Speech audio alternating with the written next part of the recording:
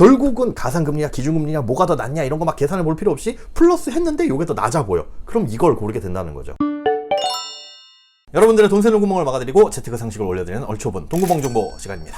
오늘 주제는 금리가 오른다고 하는데 네, 그거에 대해서 말씀 좀 부탁드릴게요. 금리가 오른다고 하는데 사실은 뭐 반드시 오르는 건 아니지만 오를 가능성이 높다는 뜻입니다. 그러니까 이게 그냥 우리가 상식적으로 어디 가서 술자리에서 친구들이랑 술 먹다가 아는 체하기 좋은 상식으로 알아두자면 미국의 바이든이 승리를 했잖아요. 그런데 앞으로 더 확장적인, 그러니까 돈을 많이 쓰겠다 이거예요. 미국도 돈을 좀 더 많이 쓰겠다라는 건데, 나라가 돈을 많이 쓰려면 돈을 막 찍어내가지고 푸는 게 아니라 정부가 돈이 있으려면 현금이 있어야 되잖아요. 현금을 풀어야 되니까 뭘 하냐면 돈을 빌립니다. 어디에? 시중에. 그래서 돈을 빌리려고 하는 그 딱지, 채권이란 걸 발행을 해가지고 시중에다가 풀면 그 채권을 팔고 이 정부는 현금을 보유하게 되죠. 그런데 그렇게 채권을 막 풀다 보면 채권이란 딱지가 흔해지죠. 그러면 채권 가격이 떨어지게 됩니다. 채권 가격이 떨어지게 되면 과거에는 채권이란 게 그냥 뭐 이자를 주는 딱지다라고 보시면 되는데, 과거엔 2%짜리 딱지가 있었다. 그런데 이런 2%짜리 딱지가 되게 흔해지고 하다 보면은 가격이 떨어지죠. 그럼 이제 더 이상은 2%짜리 딱지를 발행해서는 돈을 빌리기가 힘들어집니다. 그러면 3%짜리를 줘야 되고 4%짜리를 줘야 되고 하다 보니까 금리가 올라간다. 뭐 채권 가격이 떨어져서 금리가 올라간다. 이렇게 이 정도로 알아두시면 되는데, 미국이 그런 거랑 우리나라랑 무슨 상관이냐? 자, 미국에서 발행한 2%짜리 딱지하고 한국에서 발행한 2%짜리 딱지하고 뭐가 더 좋아요? 미국에서 발행한. 그죠? 그러면은 이거보다 우리나라 딱지가 더 좋아 보이려고 한다면은 조금 더 높은 금리를 주거나 이렇게 되기 때문에 우리나라도 영향을 미칠 수 있다. 이 정도로 알아두시면 돼요. 그래서 앞으로 금리가 상승할 수 있는 가능성이 크다.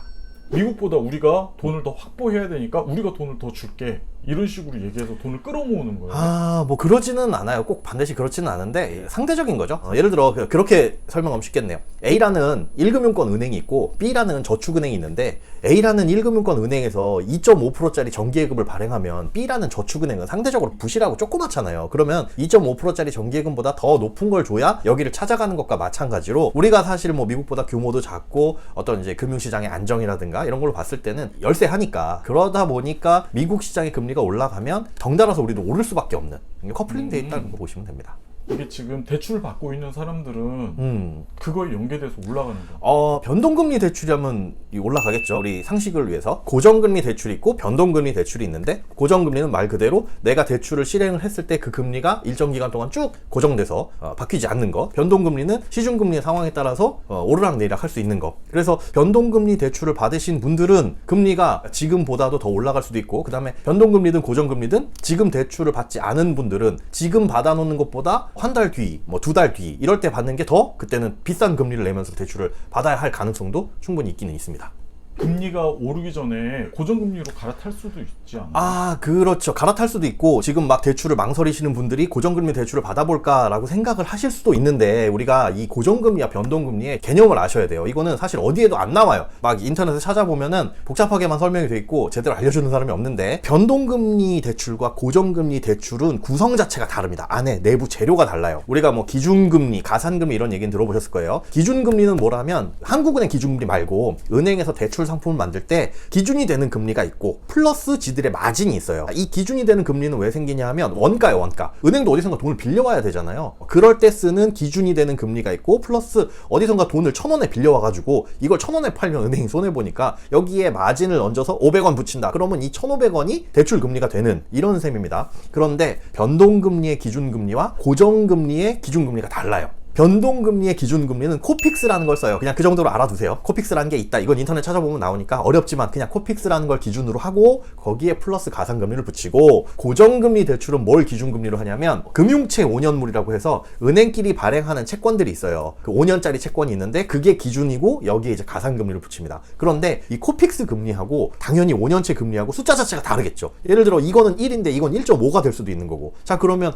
어떤 게 더 좋냐? 어떤 게 더 좋아요? 1하고 1.5하고? 1이 좋죠. 당연히 좋다고 생각하는데, 자, 여기 1에는 1.5를 붙여요. 그러면 얘는 총 2.5가 됐죠. 자, 여기 1.5짜리에는 한 0.8 정도를 붙여요. 그럼 2.3이 됐죠.